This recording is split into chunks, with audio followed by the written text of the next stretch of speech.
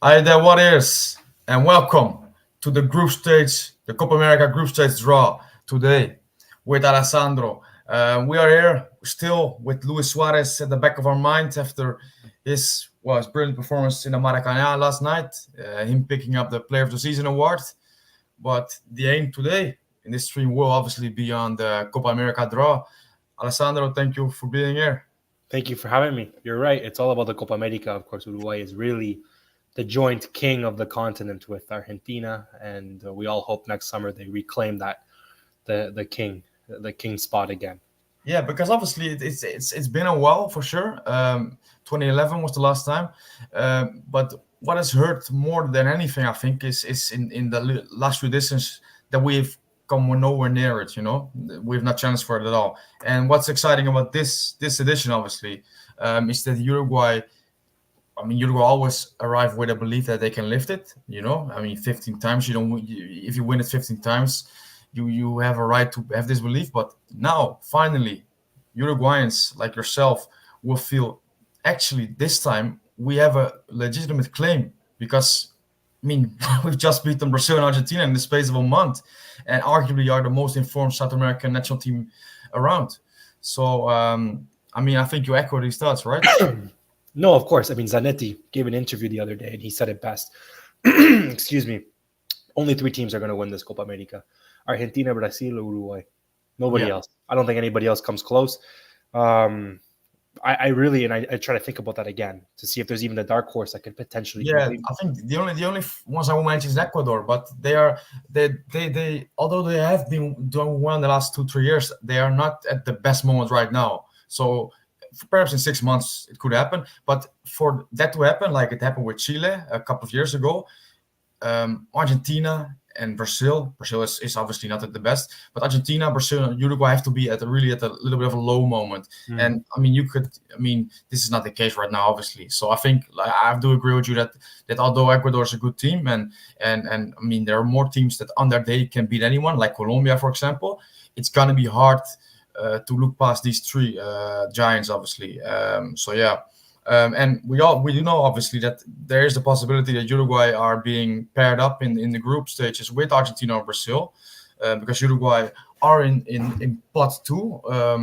Because I think it's like this: Argentina, obviously the highest or the reigning South American champions, United States being the reigning CONCACAF champions, United States being the higher ranked in the CONCACAF from the CONCACAF nations, and Brazil being the highest ranked from the CONMEBOL nations, besides obviously Argentina. So this is why Uruguay is in pot three too, and I cannot really recall Uruguay being in pot two in my time of following the Uruguay national team.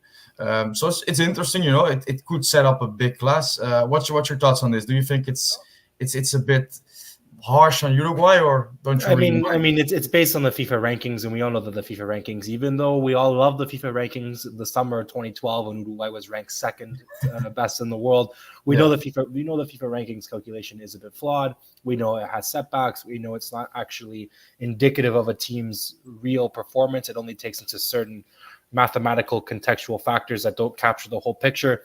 yeah, Uruguay, on paper, are a pot one team of all the teams in this tournament. There's no argument about that.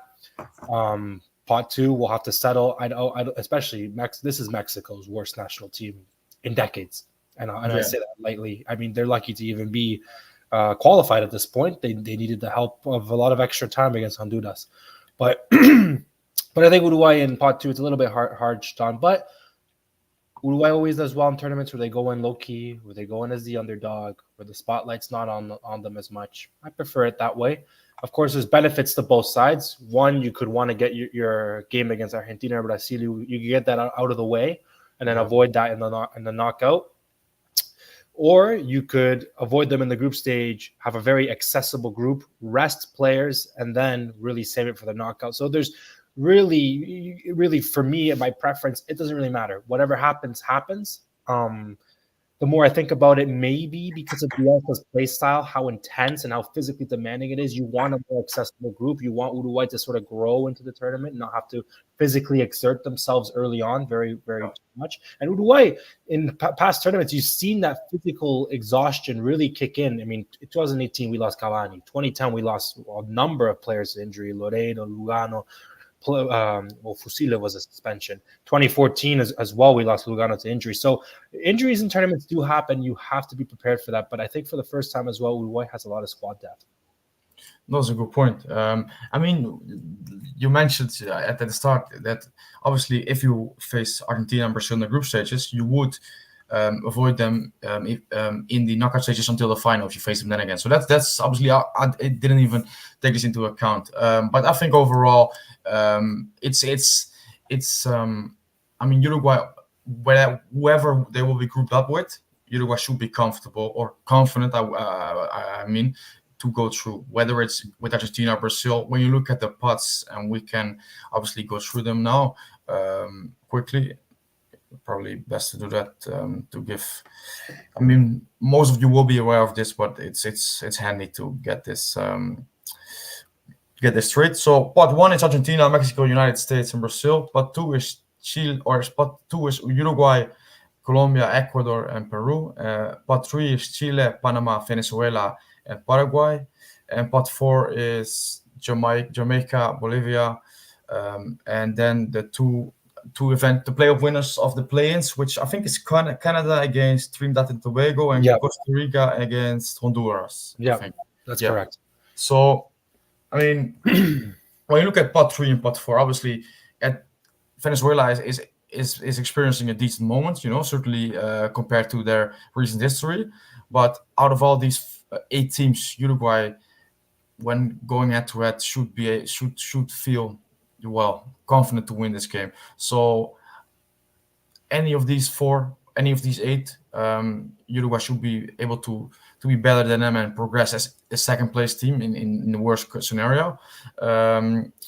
So I think you would agree with that. But looking at these 8 teams, by the way, which is there any nation there who you would like to face? Maybe because of the historical rivalry, maybe because, for example, Canada is obviously close to you. If they make it to the through the playoffs, is there any team that springs out? I mean, I'd love Canada to qualify. I'm Canadian, but I'd love Canada to also avoid Uruguay as much as possible. Yeah. And as you can see just there, my brother just walked in. Okay. A little glimpse of him, and I think he just realized I was going live. But what I will say is this: if I had to pick a group, I'd pick Uruguay, Mexico, because I want a bit of revenge for 2016. That's a good point. That game always left a sour taste in my mouth. The first minute, Palito Pereira own goal, and it just threw off the entire game. The game always has sat with me wrong for some reason. Even though Uruguay didn't play very well, they also were playing a man down. Your favorite player, Vecino, got a red card. Yeah. No, back then he was actually one of the shining lights in the Uruguay national team. Well, it's not too hard when you're paired up against Arevalo Rios in 2016. 2016 Arevalo Rios is not the same as 2011, 2010. No. I'd rather have Uruguay, Mexico, then Panama, and then probably one of the playoff teams. That would be the most ideal and most accessible for Uruguay. But we'll see. Bring it on. Anything could really happen. And Bolivia is also accessible as well. Jamaica potentially could be a bit of a slippery slope. I mean, overall as a team, obviously we're superior to Jamaica, but they do have actually some really decent players. For example, the one who scored it was a deflected shot, but Leon Bailey is a very good player. Bailey, the winner against City last night. And then I think Antonio has also switched allegiances. So they have some decent players for sure. But also it's quite an interesting match, Jamaica, Uruguay. I know we've faced them before in 2016, I think it was, or 2015, and in 2016. 2015 we beat them 1-0. Sevilla scored.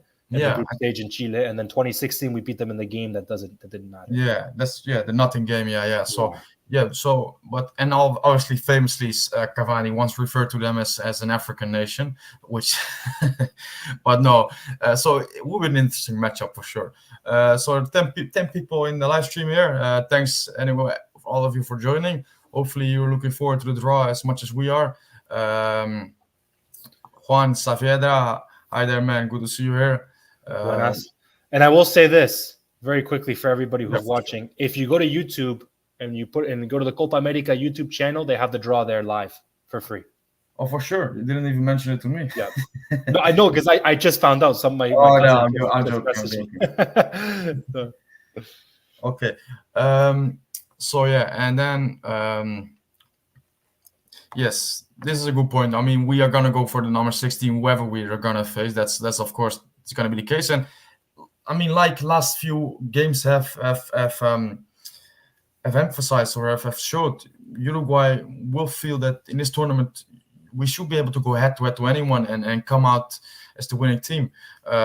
So this is what makes it very exciting. This tournament. 2 years. The first tournament, obviously, with Bielsa in charge, and also 2 years before the next World Cup, which it's obviously. I mean, Tavares referred to it as a preparation tournament, basically in the latter years of his tenure. And Bielsa, obviously, his big picture is going to be the World Cup as well. But I think that for him, this is a big opportunity to win something, a big trophy, which obviously is something. When we talk about Bielsa, this is a criticism that is being it's one of his criticism against him for sure. So yeah, I remember when Tavares, I think that was 2021. Yeah, Copa America. I think that was the last Copa America actually in Brazil, where he said Uruguay doesn't feel the obligation to win this tournament. It doesn't matter who's on this national team. If you have 23 people representing Uruguay, because of the historical significance of what it means in the Copa America, Uruguay will always have a chance. Something else as well, from 2011 to 2024, you have almost 13, 14 years that have passed. In the history of the Copa America, I don't think Uruguay's ever gone 15 or 16 years without winning the tournament. So if you look back at, the length of time between Uruguay, the dry spells, I would say, of Uruguay not winning the Copa America, I think they're overdue. And hopefully that comes true. Yeah. I think once we so after the last tournament, I think I looked it up, in how long there were dry spells basically in terms of not winning the Copa America. And I think actually in 2011 we ended the joint highest one. Mm-hmm. And I'm gonna check it now. And I think we're actually getting close to breaking that record, of not winning a Copa, which certainly looking at the last few editions has really been unnecessary, because finish your thought. No problem. Because if there's ever been a time for Uruguay to win a Copa, it has been in the last few editions. Certainly between 2015, 2016, 2019, these editions, So yeah. No, I mean 2015. Obviously, Suarez didn't play; he was suspended. But Cavani was stuck up there with Roland. And what sticks with me is Roland missing an open net against Argentina. Terrible. And really, Uruguay hasn't played a Copa America to win a Copa America with that intent since 2011. 2015 was very sour. 1-0 against Jamaica, 1-0 against Paraguay, parking the bus against Chile, just hoping for penalties after 90, and then obviously that didn't come true because of the scandal that happened in the game. And then 2016 was, a fracaso. It was a disgrace. And Suarez was injured. We still didn't have Suarez, even though he was eligible. That game against Venezuela and Cavani missing in injury time. 9 out of 10 times Cavani in 2016 puts that in the back of the net, and he missed that crucial chance. And that was just ridiculous, being knocked out so early in such an accessible group as well, right? Absolutely, yeah. 2016 was then 2019, where it was also sour. We tied Japan 2-2. We weren't very convincing. We went out against Peru. Of course, you could say it was very hard done by the VAR, this and that, but Uruguay didn't play particularly that well, and also should have taken care of Peru even in penalties, right? And then again in the most recent Copa America, where they got knocked out by Colombia in the penalty shootout, that was just I remember watching that game thinking, I understand the atmosphere is different without a crowd because it was the pandemic, but I remember watching that game thinking like, wow, what a sour performance for a knockout game. Yeah. They just looked like they were just going through the motion. That's true. And I mean, now you've gone through the 4 tournaments. When you talk about a certain tournament, like for example 2015 with Suarez not being there, the Cavani Yara incident, or you talk about 2019 when Uruguay arguably should have been awarded the goal having I think 3 goals ruled out because of VAR, fairly questionable. In isolation, you could look at the tournaments and think you could make arguments for Tavares, which a lot of people have done. But for me, always, and I think this is the case for you as well, these 4 tournaments as a whole, when you look at how we approached them, how we didn't go to them as protagonists or trying to really win the tournament. Obviously, you're going to try and win it, but not really having this belief as an outsider looking at the team and at the coach coming from Tavares mainly. That was always what was frustrating me, that although there were mitigating circumstances, Uruguay never really looked like challenging for it. So to just point to a wrong call for the VAR or a penalty not going in or an injury being there, I always thought that doing that would be really letting them off easily, and certainly Tavares. As a coach in international football, you can do that once, maybe twice. Yeah, but 3 to 4 times, if you're doing that, there's something that goes beyond that. Then you have to look at yourself as a coach. No, really, and absolutely, I do completely agree. And by the way, I saw on this dry run for Uruguay in Copa Americas. So Uruguay winning in 2011 actually ended a 16-year run and 5 tournaments of not winning the Copa America. This is the longest time Uruguay have gone without winning the Copa. Before that, it was 14 years between 1942 and 1956. And now, obviously, we are coming up to 13 years in 2024. So, yes, still, it's getting there, basically. So, and obviously, the next Copa is going to be in 2020-80. So, if we not win it, it's going to be challenging. But if we do not win it this time around, we will certainly break our negative record. But that's for later. Well, 2028, the rumors that we're going to host with Argentina and Paraguay. Yeah, but why? Obviously, with logistics, it's going to be a challenge. But Uruguay have hosted it before. Why do we have to host it with Argentina and Paraguay? I actually would even rather have it in Argentina than have it between these 2 countries. Would you rather have it in Argentina because we happen to do very well there, or? Yeah, maybe also a good point. Maybe it's unconsciously playing in my mind. But we're gonna go to film comments first. But after that, I would like to have your what do you feel about this? You're seeing it in the World Cup too. We're losing the spirit of what it means to have the location localized in one nation at most. 2, and of course this ended up breaking what broke the seal with 2002 Korea and Japan. That was a very controversial decision at the time, but you either can argue it because you wanted to bring the game to Asia and it was the first time Asia would have, so fine, that's fair. But then all this nonsense about expanding it to 4 countries, 5 countries for 2030, it's just, I don't know. The only benefit of having Uruguay be one of the hosts in 2028 is that Uruguay has never lost a Copa America when they are a host. Never. No, that's true. It's a good point. But yeah, the South Korea Japan one. Well, I'm gonna cut it off there because I'm gonna go into some comments because I'm it's gonna take a long time for me to get into that properly. So, okay. Leo says, and thanks guys for being here, all of you. I feel as if we get Argentina and Brazil first and potentially face them in the final, it will be a much tighter game. And then if we were to only meet them in the final, okay. Yeah, you could argue that when you face them, I get your argument, but we did just face them obviously in the qualifiers. So there's been some previous in last few months. But yeah, you could argue when you face them first, you get to know them basically in a match situation, and perhaps it's gonna make it tighter. But for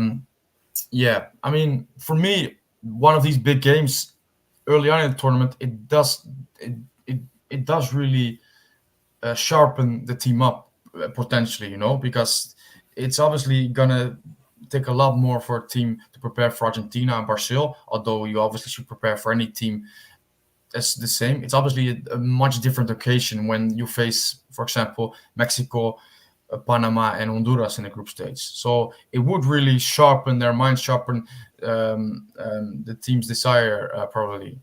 But yeah. And Leo adds, besides that, I'm very confident with Uruguay. That's good to hear, man. I think we all are at the moment, which is obviously great. The best part about it is we've been given reason to be confident, right? Usually you're confident because of the history, because of what it means. But now you're not only confident because of the historical significance, you're confident because now you're seeing performances that justify your confidence. So that's really true, because obviously a lot of the times it's been like this blind trust or confidence or hope in something happening. And by the way, did you mention that the Copa America is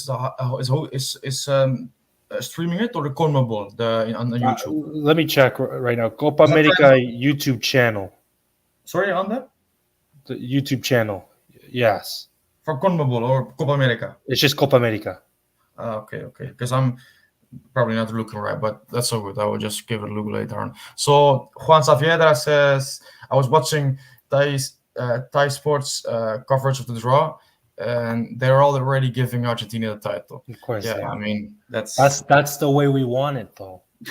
That's how we want it. The script is going. That's why I was so happy Argentina beat Brazil. So they got that little cloak of invincibility back in their heads. Because I was afraid, when you're world champion, you're really operating in this bubble, right? And then eventually that bubble bursts, such as with Spain in 2014, for example. But in this case, Argentina still have that bubble, and it's still, ready for bursting in the Copa America potentially. Yeah, it would be nice.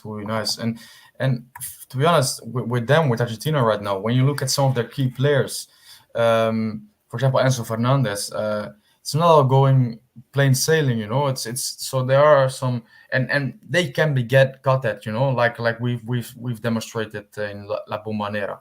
So it would really be nice to burst that bubble once again, because they really are going into this tournament, and I mean, rightfully, with the belief that they really should win this tournament, because they are the reigning champions of both the Copa America and the World Cup, which is obviously really big. And I mean, every single neutral in the United States is going to be going for Argentina because of Messi. Yeah. The entire mainstream media in the United States, the establishment, it's all going to be all Argentina, all Messi. Look at Messi, Messi this, Messi that. It's going to be very tough.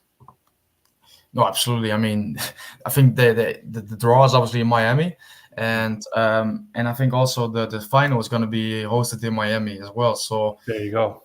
Yeah. So I mean, it's and certainly now with Neymar, I think Neymar is not even going to be there, right? Or I don't think so. Think so. It's like when it comes to star power, Messi is really the one they're counting on, obviously, and it will obviously make a nice story, Messi to lift it in Miami where he's not playing. But yeah, Uruguay historically have been really, really good in like, how do you say, disrupting all these nice storylines and these narratives. Yes. So yeah. Okay. Juan Saavedra, what's the weather there now? Cold? If you're referring to the Netherlands, it's quite cold. Yeah, it's like it's 1 degree, I think it is. So yeah, it's quite cold. But I mean, there's snow on the ground over here, so that's all you need to know.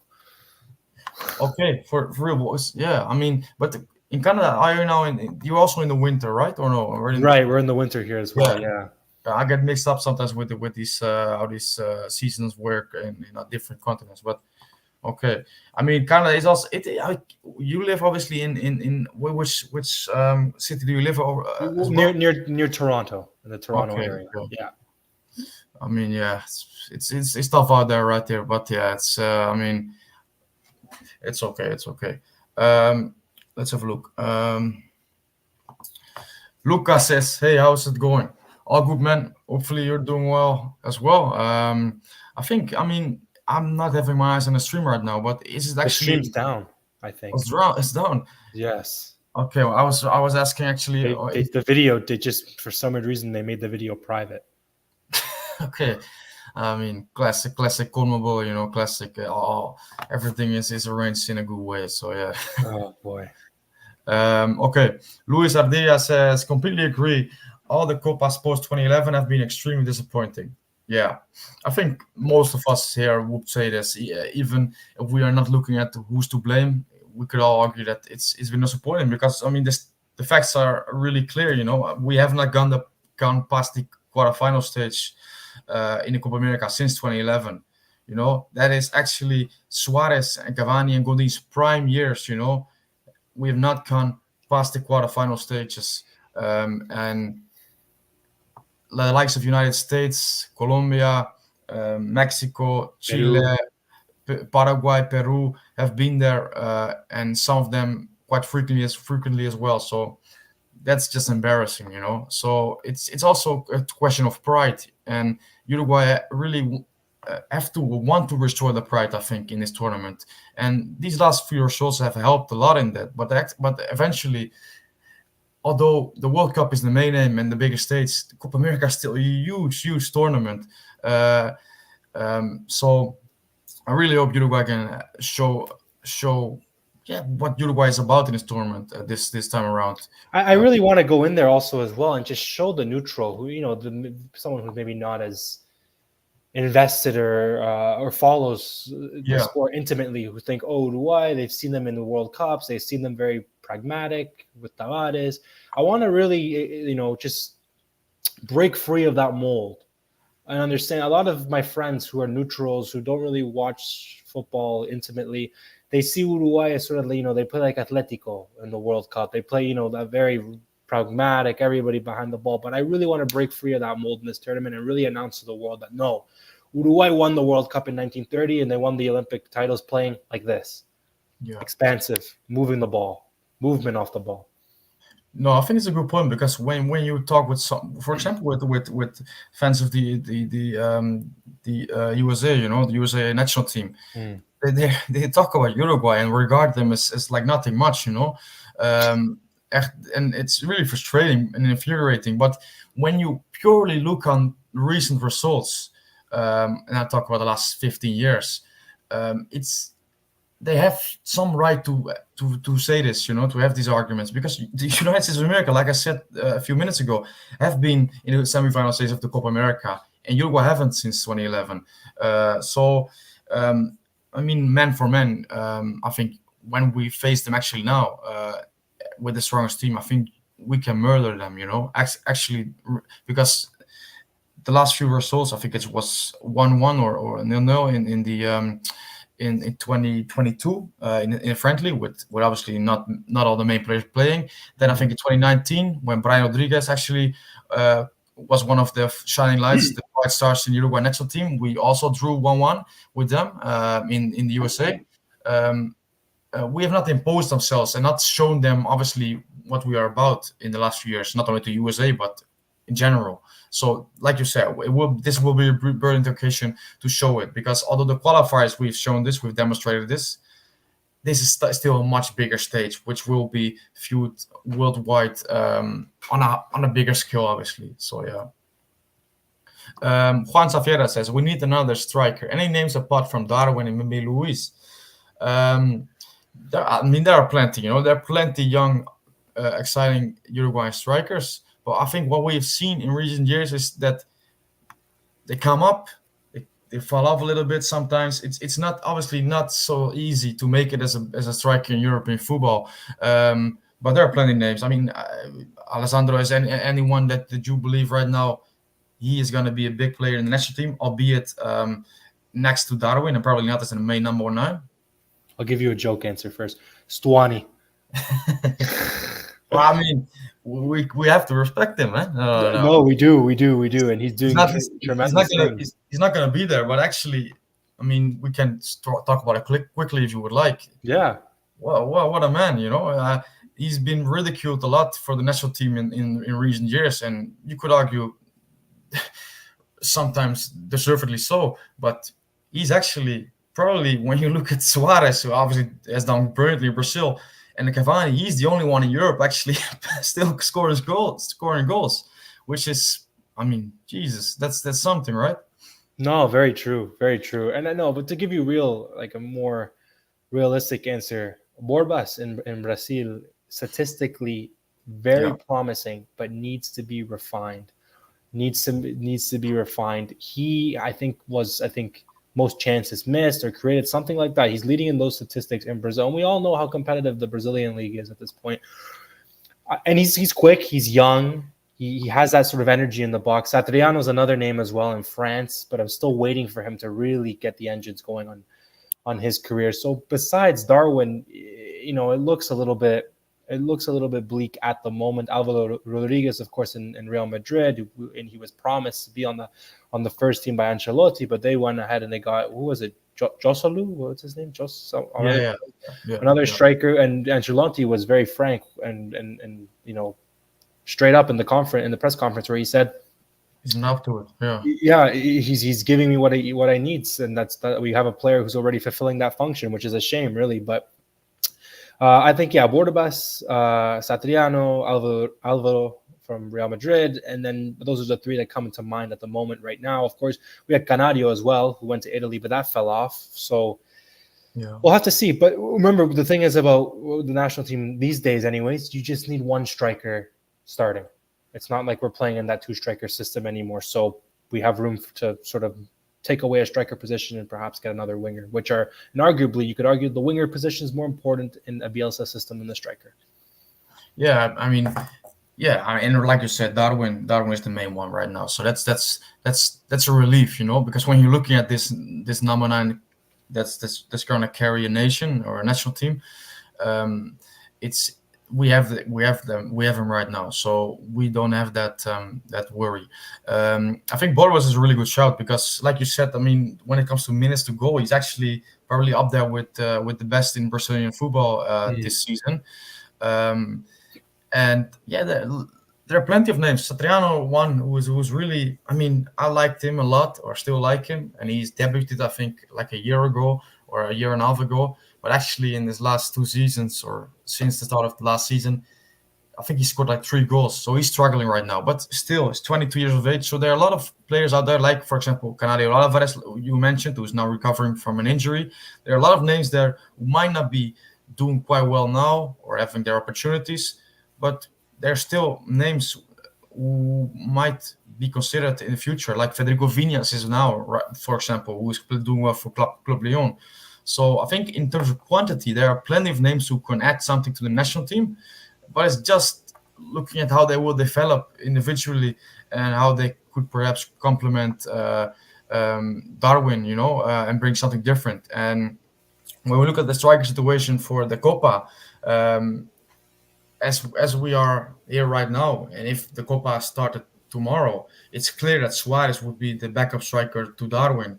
And you could argue maybe there should be another one who could perhaps start, and play like Darwin with a high pressure, high intensity, who should be on there. For example, Borbas, who is also being called up in the March or the May friendlies of this year as well. But yeah, plenty of names. But as it is right now, it's still Luisito who should be there. I think you touched on it. I know there's so many benefits of having Suarez in the squad for the Copa America. It would be really, that's it, no more. I don't want to hear anybody moan or complain, because we've already said we're at this point, we're like the guy who never finishes college or high school and keeps coming back for extra years. One more time. Suarez, the Copa America for Suarez, that's it, no more. That's as much as we can stretch it. But if he does go, the benefit we can get from having him talking to Darwin throughout the tournament, hey, you could do better on this chance, you could do here on this chance, that benefited Darwin so much, I bet, against Argentina and who do they? Well, Argentina, because Bolivia is not really a match of significance, anyways. But having Darwin there having Suarez there, will bring such an off-field benefit. On the field, yes, he can play a 5 or 10-minute cameo. We all know the quality that he can introduce, the spark he can introduce in the game. He will always get a chance. Even against Bolivia, we saw he almost scored off one chance out of nothing. But we do need another striker with similar characteristics to Darwin to perform the tactical function that Bielsa needs. Because if we just have Darwin and Suarez, and Darwin goes out to suspension or injury, Suarez is not going to give you the same. I can only find the word rendimiento. No, but like the same output that we're. Okay, what you're saying. Yeah. No, I completely agree. Yeah, really agree. Perhaps against Bolivia or Panama, it could be done. With all respect to them, but when you do come up against these big teams, Suarez is not going to start for Bielsa. I don't think From my perspective, he shouldn't, but from Bielsa's perspective, he certainly will not. I mean, that's clear. Even though he's back in the squad, I think with all he has said, not directly on the subject, he's made clear that Suarez is not going to be a starter in this national team. Okay. Sinan says, do any of you got Uruguayan roots? Well, I do not. I think, obviously, I know Alessandro does have. Perhaps a lot of you do know it, but maybe you could touch on a little bit. Because you weren't born in Uruguay, right? No. I was born in Canada. My father's from Uruguay. I have a passport. I went through that whole process. I sat in some building in Montevideo for hours and hours and hours and hours. 5 or 6 or 7 years ago, I remember trying to sort that nonsense out. But yeah, no, yeah, I was born and raised in Canada. I'll summarize it again. I've said it many times. Had no interest in this sport whatsoever. 2010 World Cup in South Africa. My dad said, "Do you want to skip school to watch the Uruguay-France game?" I said, "Yeah." I didn't care anything about the sport. I just wanted to skip school. I sat down, and the rest is history. I've loved it ever since. And but yeah, no, I do have, I guess, lineage. Yeah, I mean, and do you also? I think you do. I think you've told me this before. Do you have relatives living in Uruguay still? Yeah, no, yeah, no. My grandmother is actually flying from Uruguay to spend Christmas in Canada in about a week and a half. So. Okay. Yeah. So, well, that's really cool. Still, yeah. 1 second. Yeah. I was just trying to sort out the stream. Meanwhile, the stream issue is a bit. Yeah, actually, the thing is, I do have like this a stream which always works, but for some reason it doesn't at the moment. So, but yeah, we will get it sorted out. Okay. Paisando presente. Okay, good to see. Good to have some people, Uruguayans living in Uruguay here. It's always nice. Florida, Uruguay presente. Okay. Godin is on the stage, says Leo. I actually do not have the stream. Should I send it to you, by the way, Alessandro, or no? Or you just frozen. Wait 1 second. He's frozen. So you have to deal with me at the moment. I will put him a message. I was sending a message right now. But okay, Godin is on stage. He probably will join in a few seconds. So Godin is on stage right now, and I think we actually approaching something of a draw, which obviously when it comes to these things, it takes a fucking eternity, but we are getting there. Juan Safiera says, "You guys are as Uruguayan as all of us are." Well, I mean, that's nice to say. I think I do really love Uruguay, the national team, a lot, but to match that passion, that love of a true Uruguayan, it's gonna be hard, but I'll try my best. Yes. Jorge says, "Hey guys, hope you're doing well." Hi Jorge, good to see you here, man. Long time no see. Or I mean, on Twitter, I haven't spoken to you a while, but hopefully you're doing well. And yeah, glad to see you here. And then Jorge says the CONMEBOL stream went down on YouTube. Went down. An embarrassment. Yeah, we just witnessed it. Yeah, it's quite telling, that this stuff like this happens. And shouldn't really happen when it comes to an organization this big. And then be careful. Godin probably wants to play the Copa America. Yeah, I mean, the thing is, we all love Godin, obviously. The fact that the way his career for Uruguay has ended is not nice, and it's still fresh in the memory because, I mean, we talk about the World Cup 2022. It's less than a year ago, so it's still fresh in memory, and people still have these bad feelings towards him. But overall, for me, it's now kind of get past it. I'm back to the full picture. I'm not clinched to what happened in the World Cup. So for me, Godin is, in my mind, Godin is Godin again. The huge player for the national team and who's had a great brilliant career. But yeah, I get what you're saying. Okay, so the Copa has entered the stage, and I think it's actually there has been some minor adjustments to it. I think I saw this on Twitter today. So just having a look if is there actually something noticeable. Yeah, but it seems quite similar still. Probably some details which have been adjusted. Um, yes, all good. I'm telling you, this computer gave out like Suarez's knees. I don't know what happened. Yeah, no We're problem, good no though. We're problem. good. I mean, yeah, all good. And actually, we're getting closer to the Copa draw right now. So you still haven't missed anything from the draw, Beautiful. fortunately. With Scaloni on the stage right now. Um, yeah, I mean, there's recently after the Uruguay game, there became these rumors of him not actually continuing because I think Tapia is the name of the president, Mhm. pressuring him to back the presidential candidate, which was opposing who was actually elected right now. So I forgot his name. I mean, Oh, probably Millet. I didn't know that. I didn't know it was yeah. because it was a political Well, endorsement. I thought it this was because of the payment of the World Cup money. well, that's what I read anyway. So Wow. this is not like Hmm. I think these were from good sources by the way, but probably there could be more reasons behind it. So, but actually today, I mean, one of the accounts I do follow and I love to follow. I follow a lot of accounts on here on Twitter, but one of the best accounts is the Albi Celeste Talk one. You know, the big Yeah. Argentinian English account. And today I think I saw him reporting. Actually, it's good right now. You know, it's good again. They've talked Tapia and Scaloni, and it seems like he's gonna continue even beyond the Copa America because it seemed like after the Copa, if Copa was gonna be his last thing, last dance, or yeah. But yeah, he's gonna stay on. Which well, I don't mind. You know, I think he's a good manager. Don't get me wrong. I think he's a good manager. I mean, he's proven this with what he's done so far. But he's not. It's not like a manager you fear of coming up against. That's not Mhm. what I have with him.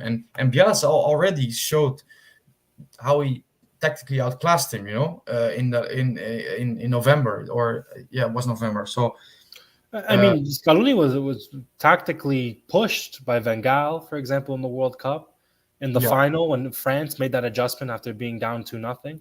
So he's not tactically invincible. It's not like Argentina are playing some sort of style of play like Spain in 2010 or even Germany in 2014. It is very much, he's very tactically competent. He understands his function in the team as not to press the superstars too much, to yeah, let them do their own thing, to let them be expressive. And he's brought in, he's very good at giving young players confidence, bringing them into the side. And they have Argentina in the last World Cup had that perfect mix between young and old. But of course, if he leaves and then things go a little bit out of balance and Messi gets too old or something, what I'm trying to say is Argentina are not, this they've won the World Cup, but it's not a dynasty type situation like we saw with Spain. no, no, and also yeah, I do agree with you on that. By the way, but what to praise him, what I think he's done better than any Argentina manager during Messi's career as an international player is actually sort out the defense and midfield behind him. You know, try Yes. made a bit of a fundament. You know, some not sure to say it in English, but to really straighten out and make it a little bit more pragmatic in the back at the back and fixed. And yeah, when you have players like Messi and also, I mean, Di Maria, what he is, I mean, I think the final goal and also in the Copa America, obviously scored the only goal. How he's contributed to the successes. When you have players like these two and also some more, yeah, you're gonna have a chance. And it's not like Argentina. They eventually overcame the Netherlands. They quite convincingly beat Croatia, but it's not like they have blitzed the tournament like Spain did. You know, perhaps did not blitz the World Cup in 2010 when it comes to score lines, but they were so much better than any team in the competition. And Brazil, Every every World Cup winning team has the game where they struggle. They yeah, have the game where that pushes them. Germany, it was against Algeria in the knockout. When yeah, Algeria really pushed them in extra time. Spain, it was that quarterfinal game against Paraguay, where Paraguay were very unlucky in that game. Spain just squeaked by that game very, that was very, very. that was the game with the three missed penalties, right? I think so. The penalty there was a penalty that was retaken, and David Villa hit the post, and then hit the Yeah, other post, and then it went in eventually. And then in 2006, I think it was Italy. I think their team was Australia. So each tournament, you have that one game that really pushes you. But at the end of the day, usually when the World Cup ends, you look back and you say, yeah, that team overall over the span of the tournament did deserve to win it. And in this case, what pushed Argentina over the line was one man and one man alone, Messi. Let's be real with ourselves. Without Messi, Argentina's not touching the World Cup. Of course, they were. I'm not saying. I think they would have beaten Croatia regardless. But the Croatia game did become a lot easier when Croatia were coming off 2 extra time games, especially a very exhausting extra time and emotional exertion that they underwent against by beating Brazil. Yeah. Right. So, we'll see. We'll see though. No, but it's actually when you bring up these games, for especially Germany, Algeria, it just brings these memories back. These because Germany, Algeria, I remember watching it at a friend's house, and this was just a classic World Cup game. You didn't expect it. Algeria were a decent side back then, and they actually did well by I think Russia went home and they went through alongside. Well, I forgot, but anyway, they went through and obviously there were also some, I think, historical links when it comes to of course, yes. These games, that is what you long for, when you go to World Cups, and I really hope Uruguay will be involved in one in 2026. Remember at the end of that game, I remember Neuer just being like almost at the halfway line. Okay. At some point, I don't know. I remember. You could be right. Yeah, you could be right. But that was a crazy game. Went to extra time, I think. We did go to extra time. I just want to say one thing because I know I went offline for a little bit. I don't know if you went through this comment or not, but I saw a comment in the list here about Paysandu. Okay. I love it because I went there when I went to Uruguay. I had my best meal that I had in Uruguay was in Paysandu, and I was also reading the other day. And this is a very obscure fun fact for people. Mohamed Salah played for the Egyptian Olympic team in a pre-2012 Olympic game in the Copa de Paysandu. I don't know what the name of the tournament was. It was for a cup. Uruguay's pre-Olympic team, coached by Tavares, against Egypt's pre-Olympic team. I think it was in February. Mohamed Salah played in that game. I think the game obviously was in Paysandu. Yeah. Uruguay lost on penalties. I have to look this up, this game for sure. That's the factor for you, for the information of the day. Yeah. Okay. Yeah. The only thing I know of Paysandu actually, or one of the only things, is Maxi Gomez, I believe, was born there. So yeah, but okay. Okay. Jorge says, I hope Uruguay gets Argentina for the opening match. I might be able to go to the game. You have to be quick to get these tickets then, man, honestly, but it will be brilliant for you to go there, because that will be I think that's also in Miami. They will play this game, which obviously there's going to be a big turnout, and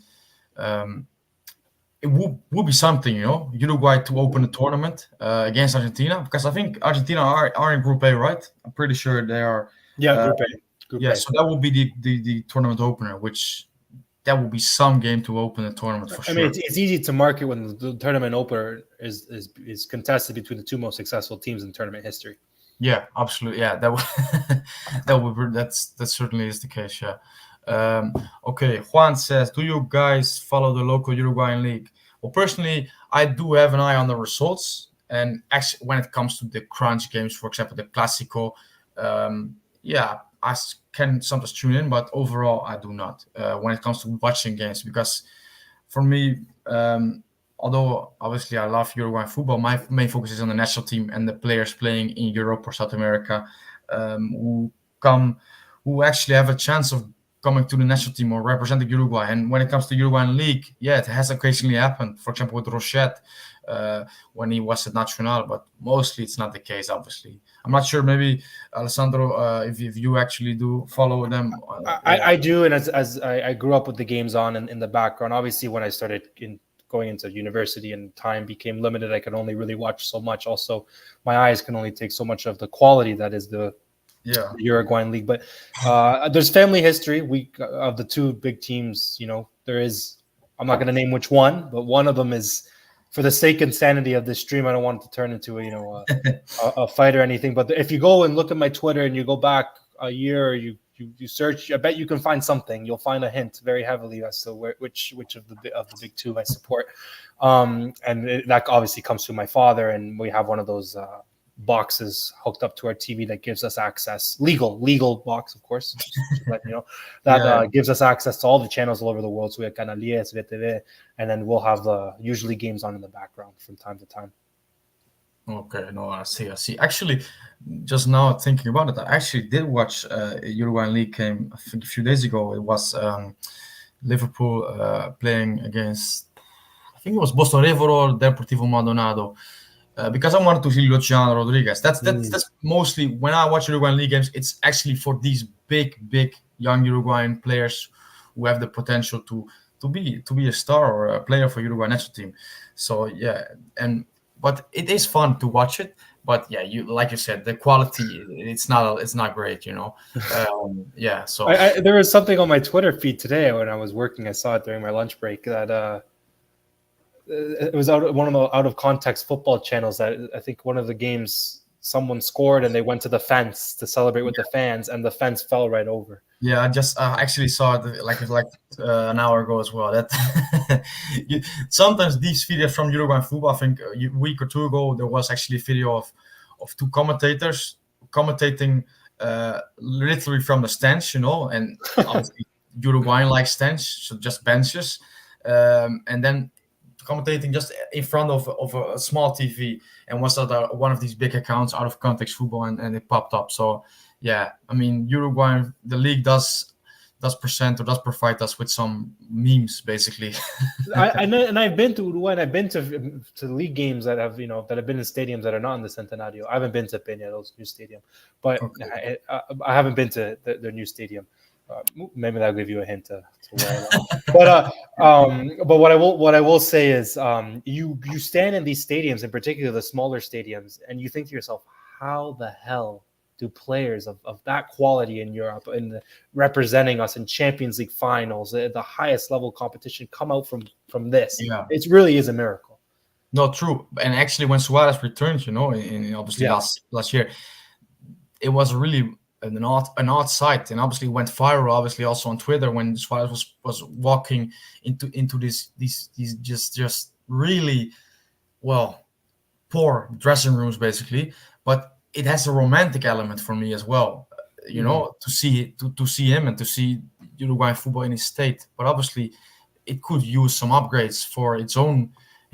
The betterment of the league, you know, and being competitive in South America, for example. So yeah, you're right, and it definitely needs improvements infrastructure wise, but it also needs improvements culturally wise. And I really don't want to get into it because it's really opening Pandora's box, and we could talk hours and hours about this. But there's really, you know, a lot of problems with the culture, the infrastructure, the allocation of money. Yeah, it's really a spider web of different reasons that are really holding back the league and really need to be addressed if a club from Uruguay is ever going to be competitive internationally again, or even at least in Libertadores.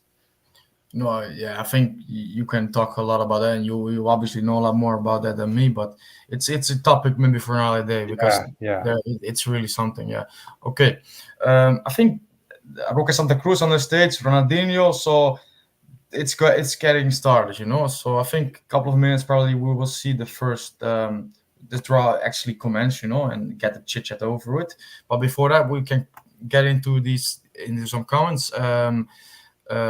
And Jorge says, guys, we have to talk about it. How the heck did Alonso get to manage Sevilla? Yeah, I mean, that's the thing with him, and he has a good network, you know, and he's socially. He does really well. But yeah, it's for me, it's really boggles my mind as well because he's done well in Mexico. I mean, that's just as the way it is, and he should. I mean, he should be commended for that as well. But when you actually manage a big national team like Uruguay and you do like you did, you know, you crash out of the group stages, and I mean, an historic low in Uruguayan history. It's quite something then to land, even though they're not doing well right now and have been quite struggling a lot recently. When you land one of the job at one of the biggest clubs in Spain, and it seems like it's too big of a job for him as well, because I think he's won just 2 games, and these are Copa del Rey ties against lower league teams in Spain. I think I don't think, certainly not in light of this Copa America draw, when we look forward to the Copa with Bielsa, we should not talk a lot about Alonso. But I think it's a testament to his network and to his agent, perhaps, because I don't really get it either. Thank you. You said it, not me. Okay. Cavesito Group Gaming says, I hope we get the hardest group. I want to prove a point. Yeah, I think there are quite a lot of people with the same opinion or the same line of thought right now. Certainly when Uruguay are strong, and they think, well, actually, it would be nice perhaps to have an easy group. But it would also be nice to have a tough group to come up against tough opponents and show that Uruguay is really back. I'm a little bit in between that. I don't really mind either option. And the more I think about it, and the more I understand how Bielsa wants to play. And I was talking to a friend about this, a friend who actually read Bielsa's biography, is a big fan of his, has followed all of his teams, who told me this. He said, I wonder how you guys will do, and I raised this concern, or raised it in a couple of streams ago, I think. He said, I wonder how you'll do in an international tournament where you need to sustain that level of intensity over 6 games over a month's period of time. Yeah. That is difficult to do, because he described Bielsa as this to me. Bielsa has a plan A, but Bielsa's plan B is more plan A. It's not a plan B. It's just a plan A more. So we saw that when Leeds United dipped in the Premier League when they had injuries because they were too physically tired.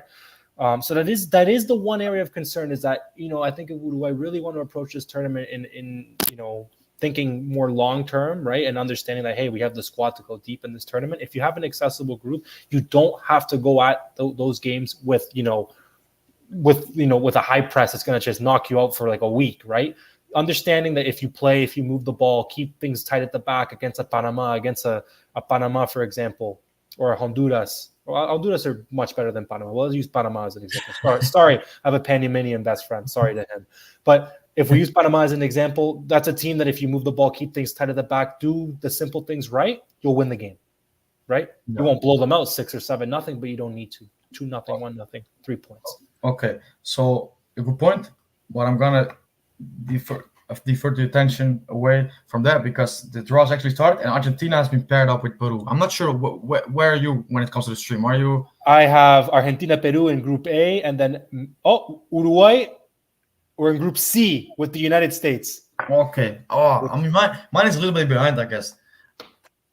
Okay. Mexico, Ecuador. So right now, so Argentina, Peru, Mexico, Ecuador, United States, Uruguay, and then Group D is Brazil, Colombia. Okay. Very interesting.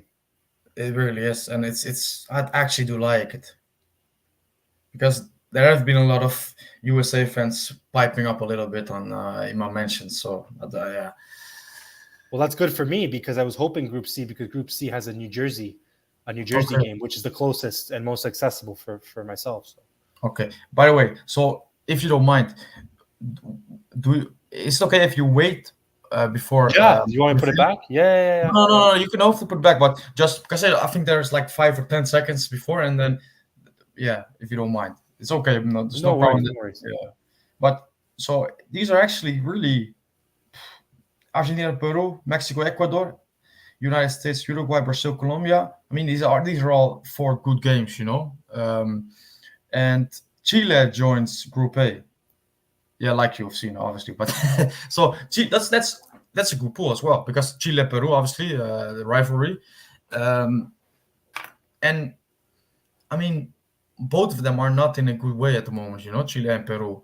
So Argentina actually, well, it seems like an easy group for them at the moment, but okay. And then Venezuela in Group B with Mexico and Ecuador, and that leaves, I think, Panama and which are the 2 teams? You've already seen it right now, so I'm not gonna look at you. But who is it? It's Panama. Okay, You know, we were just talking on the stream. Did I not say that was the group I wanted? But this is looking good for Uruguay. I mean, in terms of, it's probably the easiest it could have been so far, I think. And like, once again, well respect to Panama, but it really does, because I mean, and then Paraguay, obviously, Brazil, Colombia, Paraguay. I think actually, when it comes to, I mean, Argentina, obviously, you could argue, are still the best team in the Americas. But when it comes to the competitivity of the groups, I think Group B and D are the most competitive out of these four so far. Yeah, no, and I mean, being on the side of Brazil means that that's true. If we do advance, we have to get past Brazil to get to the final. Yeah. But Argentina have it easy, man. Argentina have it easy. Oh, yeah. The Manchester City, of the Copa America. City always in the Champions League. They have it easy. Okay. So CONCACAF 5. So that is either Canada or Trinidad. Okay. Yeah. Again, easy for Argentina. Oh my goodness! If this group happened, I think a couple Copa Americas ago, you look at that group and say, "Wow, Peru, Chile would really push Argentina." For sure. Yeah. Peru right now and Chile right now, they're dead weights, and Argentina. I mean, the quarterfinal, they're gonna have to end up playing a team from Group B, which they'll be able to beat easily. I mean, Argentina are gonna walk to the semis. Yeah. No, actually, when I just saw it, I mean, visually, when I looked at Peru, Chile, and Argentina, actually, that's a group. And then second later, I thought, no, that's not, because at the moment it really isn't. When you look in the recent history, Peru, Chile, probably even more so than Brazil, have challenged Argentina a lot. Chile for sure when it comes to 2015 and 16 editions. So yeah, and then Bolivia in Group B. So that leaves. Well, just gonna wait. I'm not even gonna try it, I think. And we'll see the groups at the end, and then we can see how that would play out. CONCACAF 6. So that is Honduras or Costa Rica. Yeah. Okay. I mean, that's Uruguay with all three CONCACAF nations in the group. I have a different group. Sorry, no, Uruguay. Who do you have in Uruguay's group? I thought it was the one of the playoff, the second playoff. No, we have Bolivia. Seriously? Yeah. No, it's actually no. Okay, they're actually voiding now one because they made a mistake. I think they really think they made a mistake, because I actually did see the CONCACAF one. Look at FIFA fixing this against us. Look at what's happening. But actually, I think it's a mistake. Maybe I'm tripping here. But if anyone look at the corruption. They know what Bolivia can do to us. They know. Okay. Well, I mean, first reaction on that group. So, I mean, are we? So, the way I have it is the United States. Bolivia for me it's as well. But I'm pretty sure actually when I was watching it, they did show they did show the CONCACAF 5 slots. So, but okay. But your reaction to the group? What's your first feelings? I'm not gonna sugarcoat anything. This is the most successful group Uruguay could have asked for. This is like, just sit back, do the simplest. The hardest game will be the United States. That's for sure. You get past the United States. I mean, Uruguay favors the top of the group in my opinion. But Uruguay, we can really rest up in the group stage and really find a rhythm in the group stage, and then really this thing starts for us in the quarterfinals. Yeah, no, I mean, I do agree. We've just faced Bolivia. There's a real disparity between Uruguay and Bolivia, as it is with most South American teams and South American nations and Bolivia.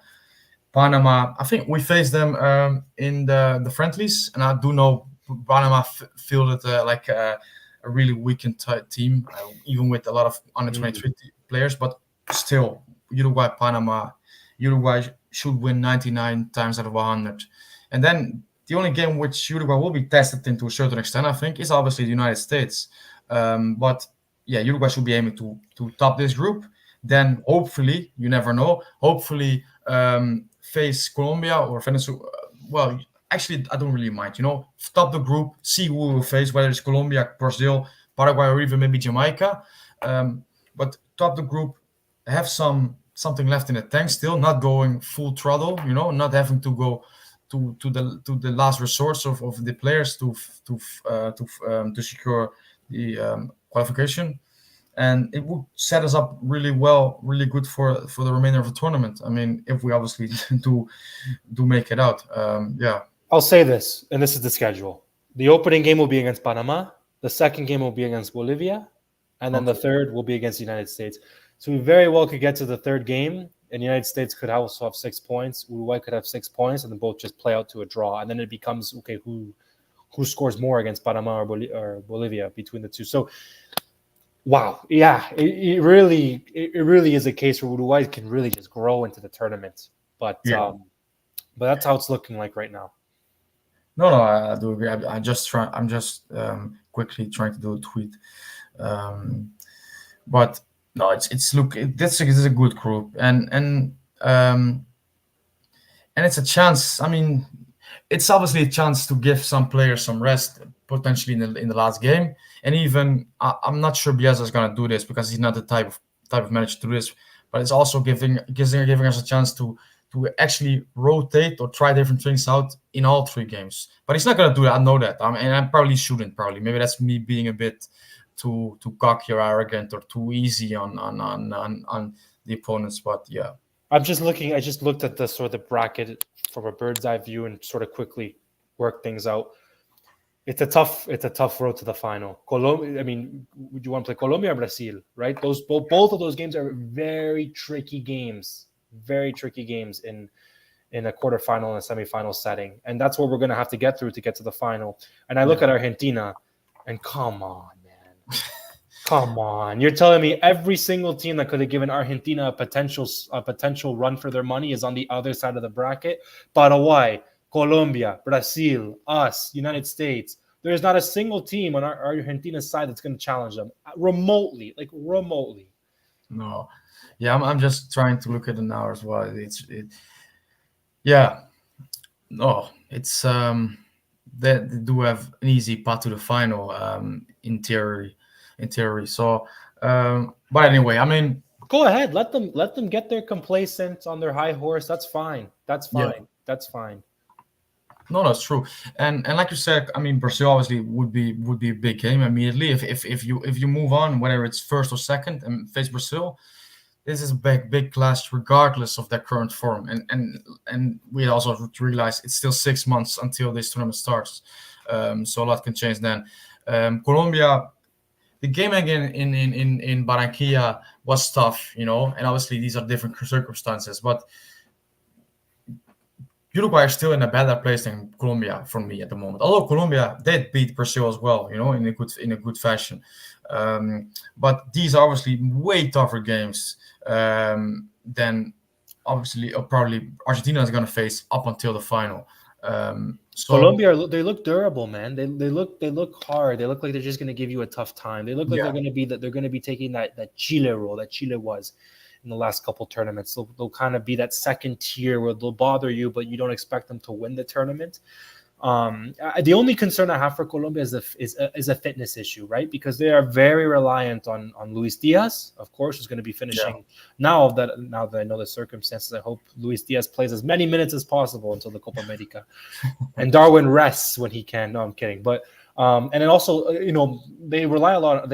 The new coach has really brought James back into the fray for Colombia. He's become an image again. He's become sort of essential to their tactical setup. But James in a 7-game tournament, fitness-wise, is a concern. So we'll see what happens with Colombia. They'll be It'll be a very tough game. Also, what scares the hell out of me in the Copa América is that rule where 90 minutes, if you're tied, you go straight to penalties. Yeah, that's yeah. I don't like it either. To be honest, because obviously we did have it against both Peru and Colombia. I think Peru as well, right? No extra time, so both went both went to penalties. Yeah, but So we went over this a little bit before when we mentioned both that probably outside of Argentina and Brazil and Argentina, Brazil, Argentina, Uruguay, there are not going to be any challengers. But just at the moment, is there anyone that perhaps could surprise you and could, okay, maybe not win it, but make a semi-final appearance that perhaps is not in for the bookmakers likely to be in the semifinals? Ecuador. Okay, but I get what you're saying, but they are probably up there as the fourth or fifth. Okay. Yeah. So is there anyone else, for example, is there anyone else? I look at these teams and I think about it. Maybe the United States because of the host nation and they have that bump, of course, of home support and whatnot. But speaking from a football perspective, potentially Paraguay, right? Almiron's a very good player. Yeah. And the thing is, as well, just to cut you off a little, so I'm sorry, but Paraguay as well, they have been like these challengers, these tough teams in the Copa America throughout the years. Even though it's not pretty, they do seem to find a way in these tournaments sometimes.